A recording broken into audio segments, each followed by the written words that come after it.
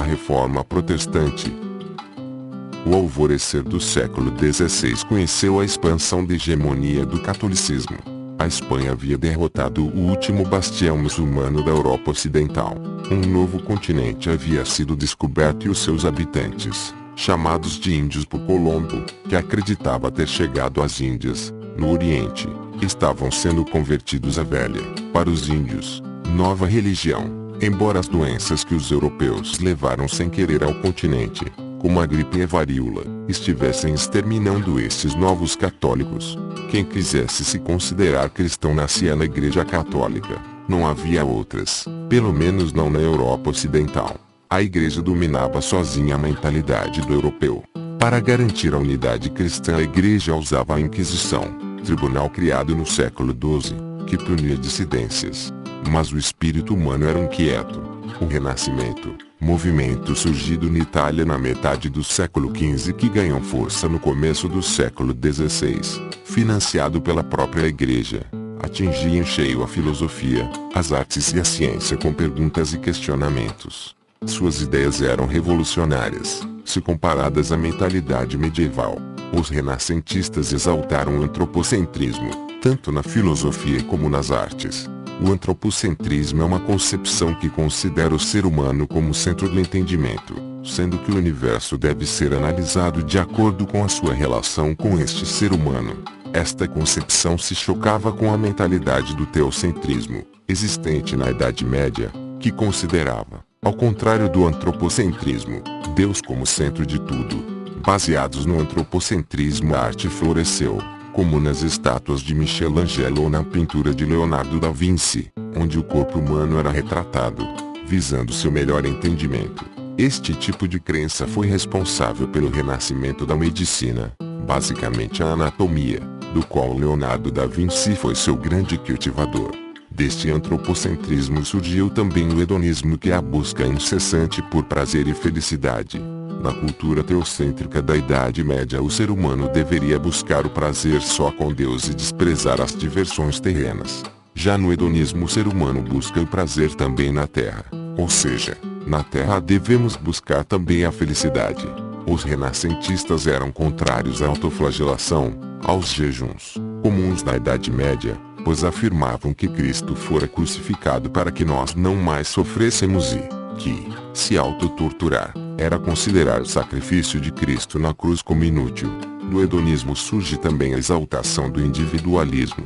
Na concepção teológica da Idade Média, que exaltava o coletivismo, o ser humano era plural. Suas crenças não deveriam ser diferentes do todo, deveriam refletir a sociedade em que ele habitava, no caso, a católica.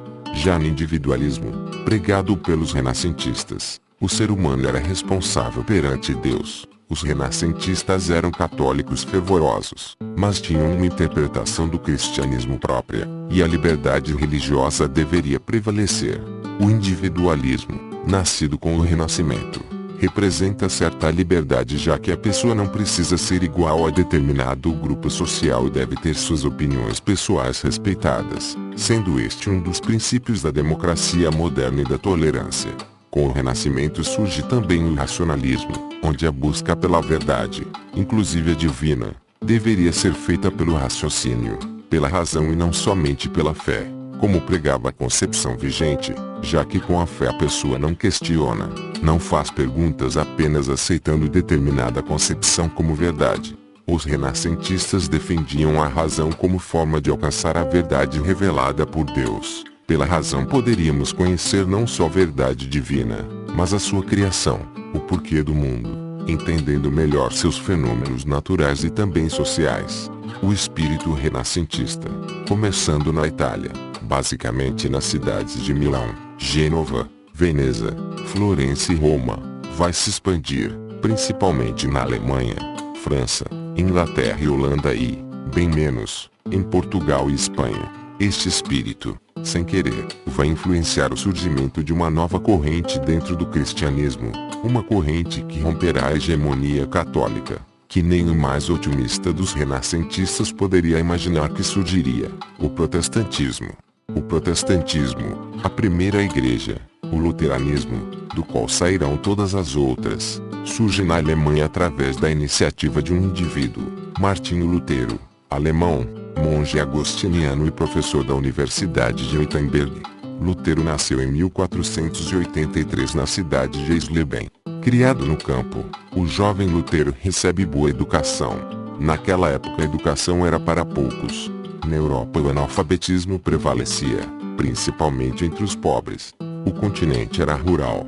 A maioria da população vivia no campo, como servos, sendo submetida ao regime feudal de produção. O regime feudal, ou feudalismo, surge no alvorecer da decadência do Império Romano e consequentemente do sistema escravista de produção. O que define um sistema econômico são as relações de trabalho nele aplicadas. O Império Romano, nas últimas décadas do século III estava em crise, faltava mão de obra, escravos para as lavouras. Havia uma crescente inflação, pois sem escravos a produção, principalmente a agrícola, caía. O imperador da época, Diocleciano, que mandou assassinar perto de 1.500 cristãos por estes recusarem a adorar os deuses romanos, que assume o poder no ano 284, após uma grande guerra civil que assolou o império, institui uma reforma econômica interessante e inédita para garantir mão de obra para as lavouras dos grandes fazendeiros habitantes do Império Romano. Com a falta de escravos, Diocleciano institui o regime de colonato. No colonato cada camponês recebia uma gleba de terra, que não era dele, mas do grande fazendeiro. O camponês poderia usar a terra para produção e deveria pagar um imposto pelo uso da terra ou dos instrumentos que ele usava para cultivar ou aos fazendeiros ou ao Estado, se eles tivessem uma terra estatal. Ao fim do século IV, no entanto, o colono, o camponês que cultivava a gleba de terra do fazendeiro ou do Estado se tornou servo, pois ele passou a ser proibido de sair da terra onde morava, ou seja, passou a ficar preso à terra, não podendo sair dali sem a permissão ou do fazendeiro ou do Estado. Com a decadência do Império Romano, destruído pelos germânicos no século V, as terras do Império foram divididas entre os diversos conquistadores das diferentes tribos germânicas. Cada tribo, que, por conseguinte, tinha diversos nobres, ficaram com grandes extensões de terra e adotaram um modelo romano de trabalho, onde o camponês estava preso à terra. Surgia assim o feudalismo, feudo igual fazenda, ismo igual doutrina, que prevaleceu por toda a Europa Ocidental e Oriental. A Igreja Católica adotou o novo modelo econômico reformando-o socialmente, dividindo o sistema feudal em clero, os membros da Igreja, nobreza, incluindo aí os reis, os donos da terra. O rei era aquele que guiava o Estado e podia doar terras para seus aliados, mas dentro do feudo nobre poderia impor suas próprias leis aos camponeses desde que estas não conflitassem muito com o Estado, chamados também de senhores feudais, e o povo, designação genérica daqueles que não eram nem da nobreza nem do clero. Foi neste sistema econômico e social que prevalecia na Europa por 1100 anos, que Lutero se educou. Aos 18 anos, em 1501, ingressou na Universidade de Erfurt, estudando filosofia e grego. Ao se formar em 1505, ingressou na Escola de Direito nesta mesma universidade. Tudo indicava que Lutero fosse levar uma vida normal. Sua diversão era tocar alaúde, um instrumento musical de corda parecido com o violão, e, claro, estudar, principalmente o grego, idioma do qual gostava muito. Mas uma única noite muda sua vida. Ele voltava para casa, depois de sair da universidade, e entrou em uma floresta, pegando uma trilha, usada na época como atalho. No meio do caminho uma grande tempestade, com muitos relâmpagos e grande ventania, o pegou. Sem abrigo ele temeu pela vida. Aterrorizado, apelou a Santa Ana, pedindo sua intercessão e prometendo que se saísse dali se tornaria um monge. A tempestade foi diminuindo e Lutero, crendo ser isso um sinal, cumpriu sua promessa. Para desgosto do pai, abandonou a faculdade de Direito no final de 1505, vendeu todos os seus livros por bom preço. Naquela época livros eram artigos de luxo e só os ricos os possuíam, tendo conservado alguns de poesia que gostava, como os de Virgílio, poeta romano do século I a.C., e passou a estudar teologia visando se tornar um monge da ordem dos agostinianos. Os agostinianos surgiram da União, instigados pelo Papa Inocêncio IV, em 1243, de várias comunidades de eremitas da região de Toscana, na Itália. Abul Incubit Nobis de Inocêncio IV instituiu oficialmente a Ordem dos Agostinianos, tendo este nome por passarem a ter como patrono Santo Agostinho e a viverem no celibato e na pobreza, se parecendo muito com os franciscanos, mas, diferente destes por serem menos atuantes, sendo mais voltados à educação, fornecendo teólogos à Igreja. Santa Rita de Cássia foi membro desta ordem. Desde o começo os agostinianos aceitavam mulheres. Foi sendo monge que Lutero completou seus estudos de teologia e também de latim. Na época de Lutero a Bíblia só podia ser escrita em latim e a tradução para os idiomas nacionais era proibida pela Igreja. Sendo assim a leitura da Bíblia era difícil até entre os escolarizados, pois a grande parte deles não falava nem lia neste idioma.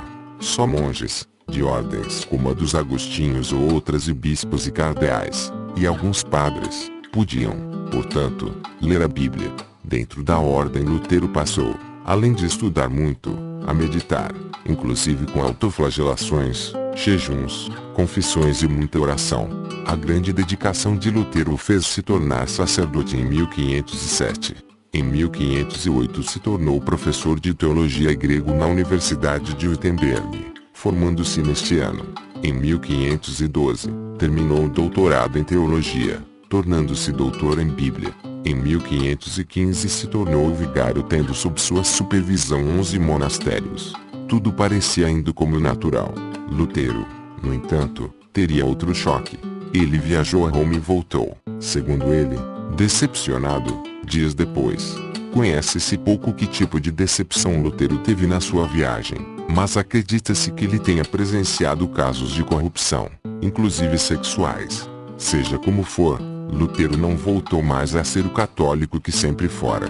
Na viagem também tomou contato com as ideias renascentistas. Voltou às suas atividades como professor e se aprofundou mais ainda no estudo da Bíblia, imbuído de algumas ideias renascentistas, principalmente do individualismo. Lutero passou a pesquisar principalmente uma parte da Bíblia que começava à luz do individualismo renascentista, a analisar de maneira diferente da pregada pelo catolicismo tradicional, as cartas de Paulo.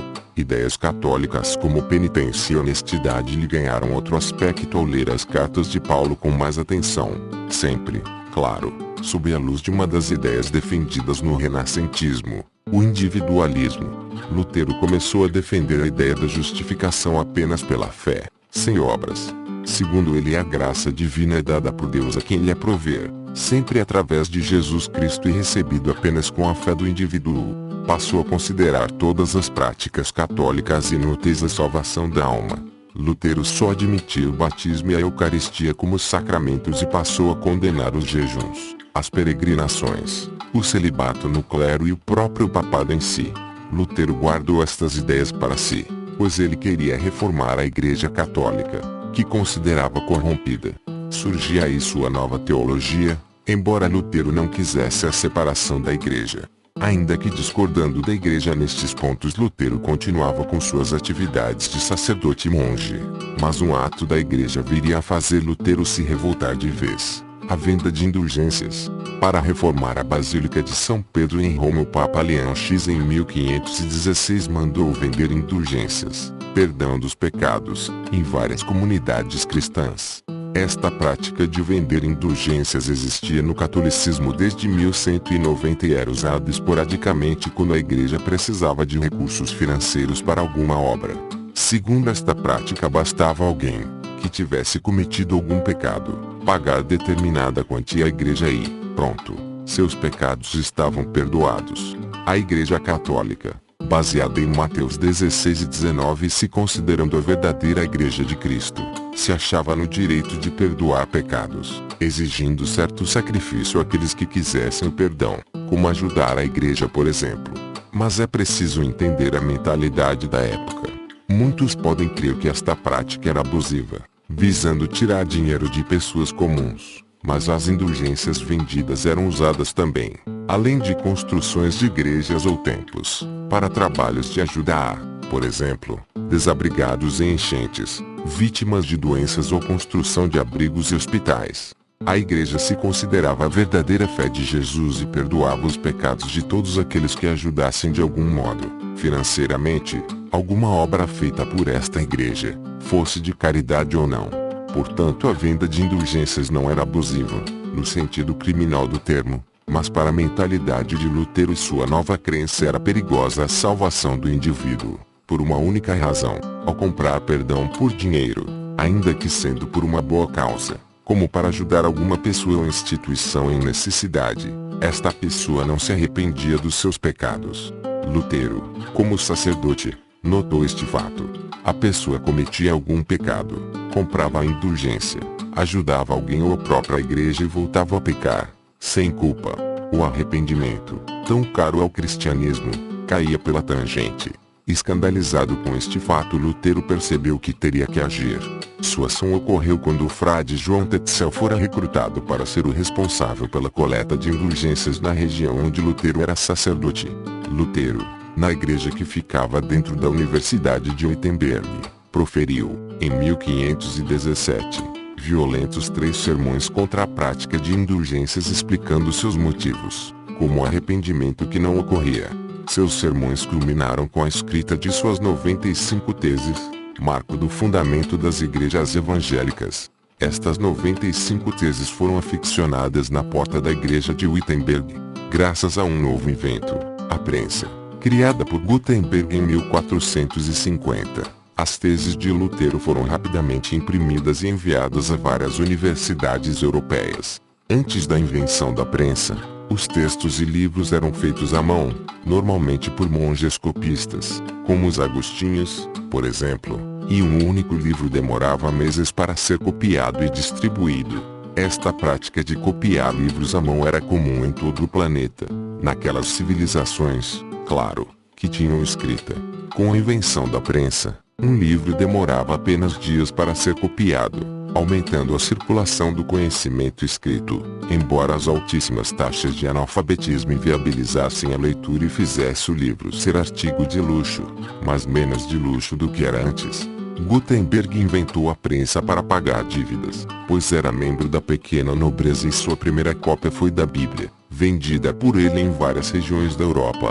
As 95 teses de Lutero passaram a ser amplamente discutidas não só na Alemanha, mas em muitas regiões da Europa.